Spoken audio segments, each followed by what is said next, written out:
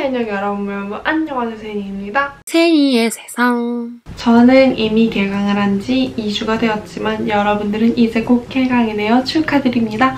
와! 새내기 여러분들 같은 경우에는 합격을 하고선 처음으로 학교를 가시는 게 될 텐데요. 많이 기대가 되고 설레시나요? 걱정이 되시나요? 그래서 여러분들의 걱정을 조금이나마 덜어드리려고 제가 3년 동안 나 벌써 4학년? 3년 동안 대학 생활을 하면서 여러 가지 느낀 점들과 경험을 바탕으로 여러분들께 여러 가지 이야기를 해드리려고 해요.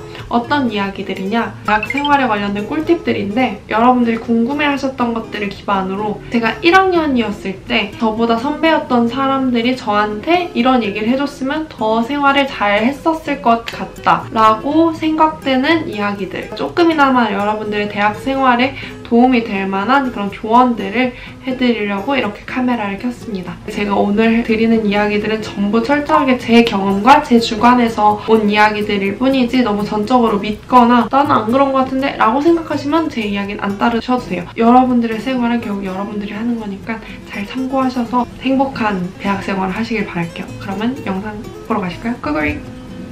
근데 첫 번째 질문. 대학생 인싸되는 방법. 저는 인싸는 아니지만 제 주변에 이제 인싸인 친구들을 보면 그 사람들이 인싸가 된 방법들은 되게 3가지가 있어요. 술자리, 과생활, 동아리 생활. 이 3가지만 철저히 하게 한다면 인싸가 될 수 있습니다. 술자리에 최대한 많이 참석을 하고 동아리 활동에 최대한 많이 참석을 하고 과생활에 최대한 많이 참석을 한다면 여러분들은 인싸가 될 수 있어요. 근데 저는 개인적으로 술자리, 과생활, 동아리 활동 셋 다 안 했었어요. 그래서 저는 인싸는 아니었고 그럴싸 정도였거든요. 근데 저는 이 생활에 굉장히 만족을 했어요. 저는 술자리 막 이런 단체 생활을 그렇게 좋아하는 편은 아니거든요. 그래서 그런 모임에 굳이 안 나가도 되고 1학년 때야 어쨌든 친구들을 만들려고 많이 나가긴 했는데 점점 그 횟수가 줄어들고 결국 2학년 때는 진짜 나가는 술자리, 동아리, 과내 활동 이런 게 거의 없었거든요. 그래서 뭐 인싸가 되고 싶다면 그 3가지 방법을 이용을 하시던가 굳이 그러는 걸 원하지 않으시면은 그냥 마음 맞는 친구 찾고 그 친구랑 수업 듣고 그럴싸로 지내는 것도 저는 나쁘지 않은 것 같아요. 뭐 인싸가 되고 싶다면은 인싸하면 되는데 저는 굳이 대학생활 하면서 인싸가 뭐가 그렇게 장점인지는 잘 모르겠어요. 어차피 그냥 다 두루두루 정도의 그런 인맥이 되고 나랑 친한 사람들은 딱 있게 되길 마련인데. 두 번째는 존잘 남친 어깨 사겨요. 없어요. 아니 그냥 없어요. 과팅은 거의 재수생 말고 현역 애들만 나가나요? 제가 한 과팅에서 저보다 나이 많으신 분들 되게 많이 봤어요. 과고 출신의 저보다 어린 친구들도 봤었고 다양하게 나가는 것 같아요. 내가 나이가 많다, 뭐 나는 재수생이다, 뭐 삼수생이다 전혀 걱정하실 필요 없어요. 왜냐면은 현역만 있는 게 아니고 생각보다 재수생도 많고 삼수생도 많고 그냥 다 두루두루 잘 지내요. 그러니까는 나이 때문에 그렇게 걱정하실 필요가 전혀 없습니다. 대학생은 점심을 어떻게 친구랑 같이 먹어요? 시간표 맞는 친한 친구 없으면 혼밥 하나요? 시간표를 짤 때 점심시간을 고려해서 짜시는 걸 추천을 드려요. 안 그러면 진짜 배고파가지고 오후 수업에 집중이 안 되거든요. OT에서 친구들이랑 이제 서로 이제 시간표 공유하면서 밥을 같이 먹게 되는 거죠. 특히나 이제 전공 수업 같은 경우에는 점심시간 전에 수업이 있으면 그 수업에서 같이 수업을 들은 친구들끼리 밥을 먹으러 가고 이런 식으로 친구들이랑 밥을 먹으러 가는 거예요. 대학생들은 혼밥도 진짜 많이 해요. 저 진짜 혼밥 많이 했거든요. 저는 혼밥이 좋아요. 그래서 너무 막 친구랑 밥 먹는 거 연연히 하지 마시고 친구 있으면 친구랑 밥 먹고 없으면 그냥 혼자 먹고 라고 생각을 하시는 게 편하지 않을까 생각합니다. 선후배 동기 사이에 관한 이야기들이 궁금하다. 대학교에서 친한 사람들은 친구라는 느낌보다는 동기라는 느낌이 조금 더 강한 편이에요. 동기는 조금 같은 목표랑 같은 공부를 하고 같은 고민을 하는 그런 그룹 같은 느낌? 그리고 선후배 같은 경우에는 막 선배님, 후배님 이런 느낌 잘 없어요. 저는 개인적으로 후배더라도 저랑 마음이 맞는 사람이면 그냥 진짜 친구로 지내고 스타일이어서 딱히 막 선배, 후배, 동기 이렇게 딱딱딱 나눠가지고 동기랑 무조건 제일 친하고 그다음에 선배는 깍듯이 대하고 후배는 부리고 이런 게 아니라 그냥 선배, 후배, 동기 다 두루두루. 왜냐하면 대부분 선배, 후배, 동기라고 하면은 어쨌든 다 비슷한 또래거든요. 학점 잘 받는 비법? 저는 개인적으로 대학에 와서는 기출문제나 이런 게 잘 없기 때문에 그냥 진짜 시험은 수업에서 다루는 자료에서 95% 이상이 나오고 그 외에 이제 교수님이 요하는 창의력 뭐 이런 게 있다면은 이제 그거는 자기가 실력을 발휘를 해야 되는 거고, 수업을 듣는 거랑 교수님이 주신 자료 진짜 꼼꼼하게 보는 거를 추천드려요. 이게 학점 되게 잘 받았을 때 맨 앞자리에 앉아가지고 교수님 하는 말 그냥 타이핑으로 다 받아치고 그리고 그냥 그걸 싹 다 외우고 시험을 보러 들어갔어요. 그러면은 당연히 아는 것밖에 안 나오죠. 그리고 에세이 같은 경우에는 교수님을 많이 찾아가세요. 교수님 피드백을 계속 받게 되면 당연히 교수님이 원하시는 좋은 에세이가 나올 수밖에 없겠죠. 짧은 에세이나 이런 거면 그냥 본인이 쓰시고, 긴 에세이고 좀 큰 과제다 이런 거면 이제 교수님한테 피드백을 받으러 가는 것도 굉장히 추천드려요. 교수님들이 생각보다 학생들이 본인을 찾아오시는 걸 굉장히 좋아하시더라고요. 새내기 때 하면 좋은 것들, 다양한 사람들을 만나보시는 걸 추천드려요. 새내기 때는 아무래도 내과 친구들을 만날 기회 말고는 잘 없는데 동아리나 대외 활동 같은 거 하면서 좀 다양한 사람들을 만나보는 걸 추천을 드려요.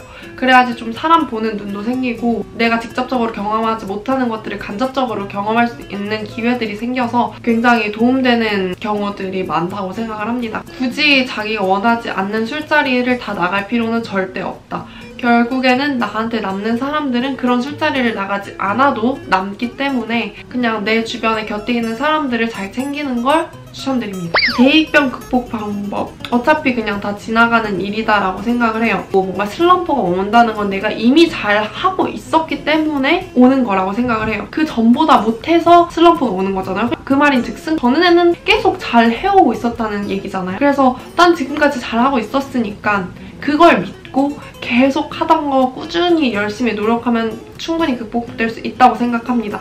저도 지금 굉장히 고민이 많아요. 저도 이제 4학년이기 때문에 제 미래에 대해서 걱정을 해야 되고, 저도 이제 한국 가서 뭐하지 이런 걱정과 고민들이 굉장히 많아서 자칫하면 슬럼프에 빠질 수도 있는데, 이런 고민 자체를 이러면서 고민을 하는 게 아니라 지금까지 내가 이만큼 해서 잘해왔는데 나중엔 나는 뭘 하면서 더 잘하면서 살 수 있을까? 이런 식으로 좀 더 긍정적으로 생각을 하려고 노력을 해요. 이제 2학년 올라가는데 점수 맞춰온 과라서 진로 방향을 못 잡겠어요. 현타. 동아리든 학회든 봉사활동이든 대외활동이든 내가 조금이라도 관심이 있었던 걸 다 해봐요. 그러고 내 적성에 맞는 걸 찾아야 된다고 생각을 해요. 진짜 아는 만큼 보인다고 더 많이 경험하고 더 많이 볼수록 선택의 폭이 넓어지는 거죠. 그래서 진짜 많이 경험을 하고 이제 2학년이면은 아직 3년 남은 거잖아요.